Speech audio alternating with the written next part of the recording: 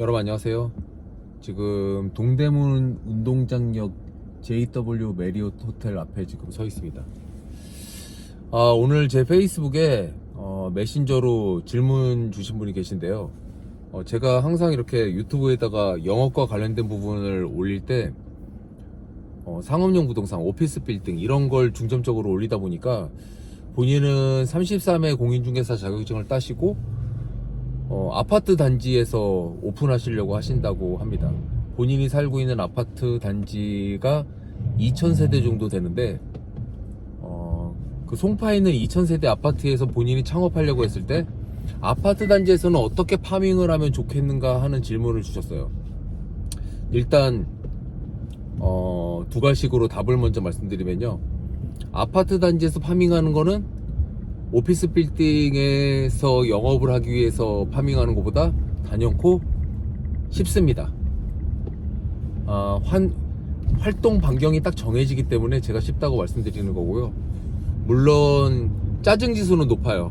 왜냐면 오피스 빌딩이나 상업용 부동산을 하다 보면 소유자가 개인인 경우보다 기업인 경우도 많고, 담당자라는 분들과 우리가 일을 하기 때문에 회사 대 회사, 1대 1로 이제 접근하는 경우가 많고요. 아파트 단지에서 일을 하시다 보면 아무래도 개인을 상대할 일이 많아지는데, 개인들은 각각이 다 제각각의 어떤 생각과 또 경우에 따라서 어느 정도 자산이 있으신 분들은 굉장히 또 독특한 사고를 가지신 분들도 많이 있기 때문에 여러분들께서 이제 짜증 지수가 높아질 수 있어요. 물론 이제 개인을 상대한다고 다 짜증 지수가 높아지는 건 아닌데, 제 개인 경험상 굉장한 성격의 소유자 개인들이 많기 때문에, 특히 이제 그 개인들은 아파트를 거래하다 보면 그 아파트가 가지고 있는 자산의 90% 이상인 경우가 많아요. 그래서 부동산 거래에 있어 가지고 개인의 주택을 거래한다는 거는 그 한 개인과 가정의 전 재산을 공인중개사가 다루는 거나 마찬가지이기 때문에 굉장히 예민하게 접근하게 됩니다. 자, 그럼 파밍을 어떻게 하느냐? 아파트가 2000세대 정도면 동이 여러 동이 있겠죠. 제가 그분의 그 가락동 무슨 땡땡 단지 이름 말씀드리기는 좀 곤란하고, 저도 잘 아는 단지인데 단지 상가가 약간 플라자 상가인데 굉장히 활성화되어 있는 상가예요. 그래서 1층에 부동산도 한 5-6개 정도가 있고, 슈퍼도 있고 헬스클럽도 있고 굉장히 살아있는 상가입니다. 뒤에 2000세대 정도의 아파트, 그리고 그 2000세대 아파트 주변으로 최대 단지가 지금 커버할 수 있는 게 10,000세대 정도 돼요. 내가 2000세대의 단지 상가에서 부동산을 오픈하는데 주변에 영업할 수 있는 게 8000세대가 더 있다. 자, 그러면 파밍은 어떻게 해야 될까요? 일단은 내 단지에서 시작합니다.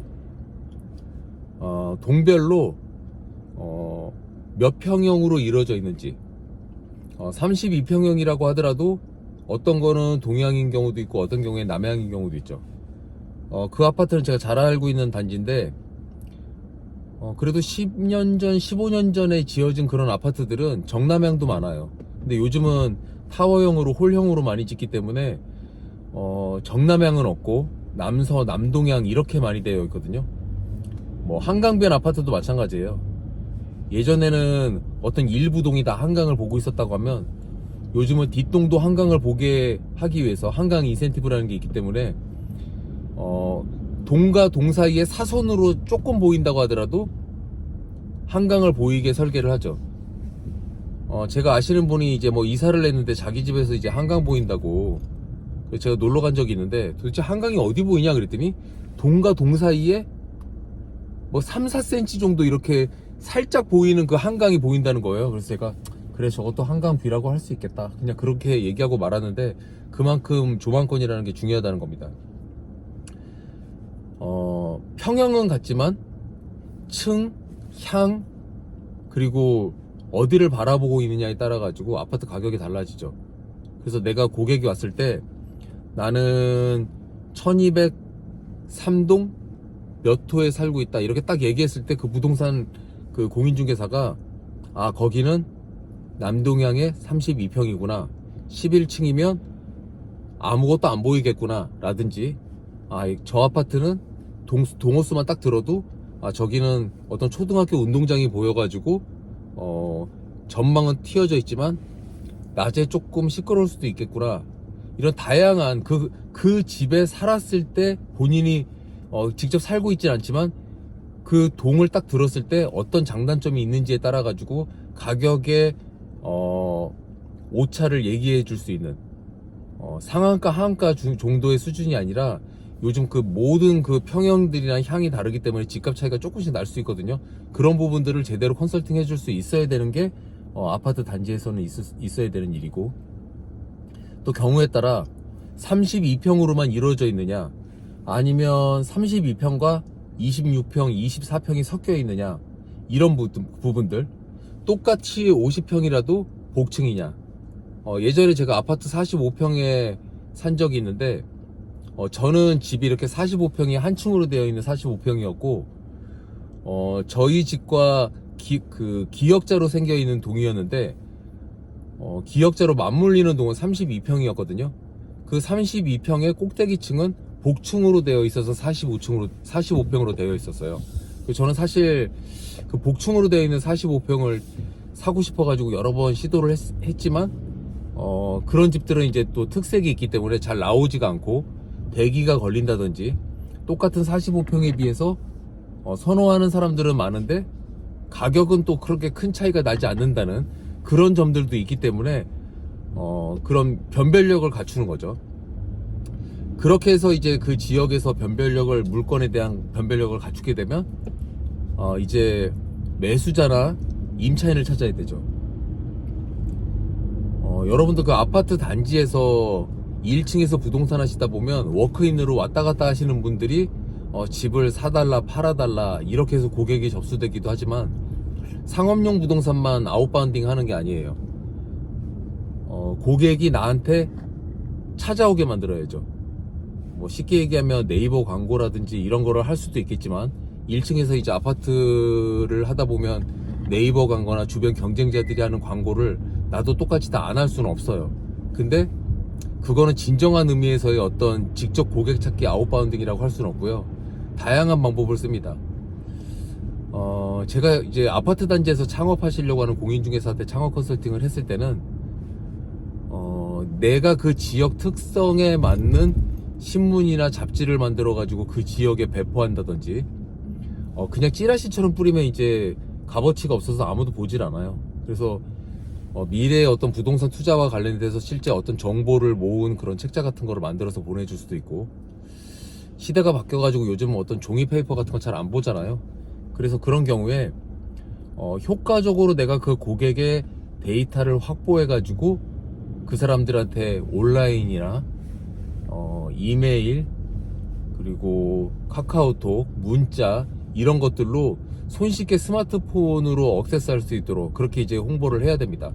그러려면 요즘 뭐 개인정보보호법이나 이런 것 때문에 뭐 예전처럼 전화번호를 그냥 막 수집할 수는 없는 노릇이고요. 지금 막 이제 생각난 건데, 뭐 이벤트 같은 거를 할 수도 있어요. 특히 이제 오픈하신다고 하면 그 지역에서 이벤트를 할 수 있죠. 제가 예전에 했었던 이벤트 중에 하나 말씀드릴게요. 부동산을 오픈을 하는데 그 지역의 그 부동산 앞을 왔다 갔다 하는 사람들한테 상품을 걸었어요. 무슨 양문형 냉장고, 대형 벽걸이 텔레비전, 뭐 요즘 같은 시대에 맞는다고 하면 뭐 맥북을 걸 수도 있고, 경품을 막 거는 겁니다. 광고비를 쓴다고 하더라도 2000세대에 그냥 하려면 또 몇천만 원 들 수도 있잖아요. 근데 이제 그 돈을 직접 마케팅에 쓰는 거예요. 예를 들어서 부동산 오픈했는데 경품 이벤트를 한다. 근데 그 경품 이벤트에 응모하기 위해서 응모권 같은 것들을 만들어 가지고 그 응모하게 만드는 거예요. 그 응모권에 이런 거죠. 동호수, 전월세 여부, 그리고 이사 계획이 있는지, 그리고 당첨됐을 때 연락할 연락처. 여러분들 지금 제가 말씀드리는 거에서 힌트를 얻으셨을지 모르겠지만 몇 동 몇 호 이름 뭐 전월세 어떤지 다 파악하게 됩니다. 자, 그래서 실질적으로 정해진 날 그 이벤트 당첨자를 추첨하죠. 그 추첨해가지고 당첨된 분은 뭐 현수막 같은 것도 게재하고 누가 당첨됐다 이렇게 알리기도 하고, 남은 부분들 응모는 하였으나 당첨되지 않은 분들한테 해피콜을 합니다. 그리고 그 간단한 판촉물이나 이벤트성 그런 선물을 보내드립니다. 어차피 동호수를 저희가 다 아니까요. 보내드리면서 해피콜 하는 거예요. 지금 저번에 응모해 주셔서 감사한데 당첨은 몇 동 몇 호가 뭐 됐다, 뭐 꼭 그렇게 얘기 안 해준다 하더라도 뭐 이번에 아쉽게 됐지만 소정의 상품을 보내드리겠습니다 이렇게 말씀드리면서, 근데 응모권에 보니까 지금 32평 전세로 5년째 살고 계시는데 앞에 좋은 매물이 나와 있는데 혹시 이사 계획이 없으십니까? 이렇게 적극적으로 권해볼 수도 있는 거고, 그걸 말로 하기 힘들다고 하면 카톡이나 문자로 응모에 대한 감사를 하면서 그런 홍보성 그런 멘트를 같이 남길 수도 있는 거예요. 이건 하나의 그 단적인 예인데, 다양한 이벤트 부분들을 통해 가지고 직접 고객을 발굴한다. 또 경우에 따라서 그 해당 아파트 단지에서 굉장히 적극적으로 마케팅을 하고 있는 다른 업종의 사람들이 있을 거예요. 뭐 코웨이 정수기라든지 신문이라든지 우유라든지 인터넷이라든지 다양한 영업활동, 보험 뭐 다양하게 있을 거예요. 그 단지를 대상으로 영업하시는 분들의 판촉물에 콜라보를 한다든지 그런 다양한 방법들을 연구해 볼 수 있는 거예요. 그래도 저는 정해진 아파트 단지에서 정해진 평형과 가격대를 외우면서 거기에서 1층에서 부동산을 하면서 인바운딩을 받으면서 거기서 아주 조금만 내가 아웃바운딩을 해주면 확 차별화가 되기 때문에 굉장히 승산 있는 게임을 할 수 있다, 이렇게 말씀드릴 수 있겠고요. 1층 부동산에서 그 지역에서 아파트 단지에서 부동산을 오픈하려다 보면 그냥 비어있는 가게에 내가 그냥 오픈할 수도 있겠지만, 모든 대한민국의 아파트 단지가 그런 건 아니지만 기존 부동산에 권리금이 붙어 있어요.